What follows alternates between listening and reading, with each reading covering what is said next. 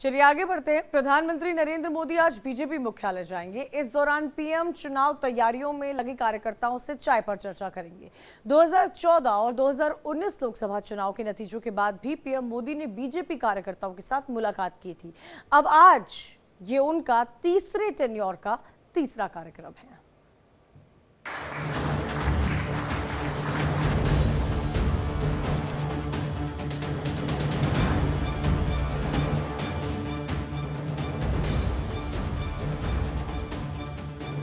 BJP कार्यालय में आज पीएम मोदी पहुंचने वाले हैं।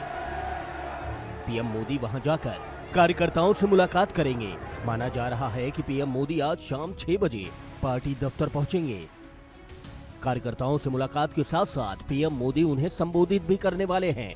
खबर है कि पीएम मोदी शाम को बीजेपी कार्यालय में लंबे समय से काम करने वाले कार्यकर्ताओं से भी मुलाकात कर सकते हैं। इनमें क्लर्क, चपरासी और कई तरह के कार्यकर्ता शामिल हो सकते हैं। दरअसल बीजेपी लोकसभा चुनाव में खराब प्रदर्शन के बाद यूपी में एक महत्वपूर्ण संगठनात्मक फेरबदल की तैयारी में है। बीजेपी प्रदेश अध्यक्ष भूपेंद्र चौधरी ने पार्टी के खराब प्रदर्शन की जिम्मेदारी ली हुई है। दिल्ली में पीएम मोदी से मुलाकात के दौरान भूपेंद्र चौधरी ने अपने इस्तीफे की पेशकश करते हुए पार्टी के संगठनात्मक मामलों की जानकारी दी है। सूत्रों की माने तो पार्टी नेतृत्व ने एकजुटता का संदेश देने के निर्देश दे दिए हैं। यूपी में इन दिनों सियासत गरमाई हुई है।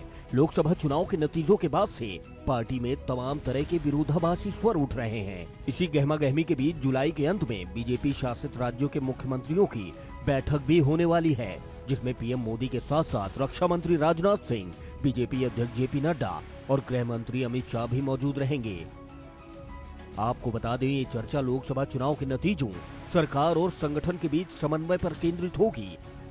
आपको ये भी बता दें, यूपी में 14 जुलाई को बीजेपी ने लखनऊ के डॉक्टर राम मनोहर लोहिया विधि विश्वविद्यालय के अंबेडकर सभागार में अपनी प्रदेश कार्य समिति की बैठक की थी, जिसमें 2024 के लोकसभा में पार्टी के खराब प्रदर्शन, आम चुनाव में उम्मीद से कम सीटें जीतने पर चर्चा की गई थी। इस बैठक में यूपी के मुख्यमंत्री योगी आदित्यनाथ, डिप्टी सीएम ब्रजेश पाठक और केपी मौर्य समेत अन्य मंत्री और कार्यकर्ता भी मौजूद थे।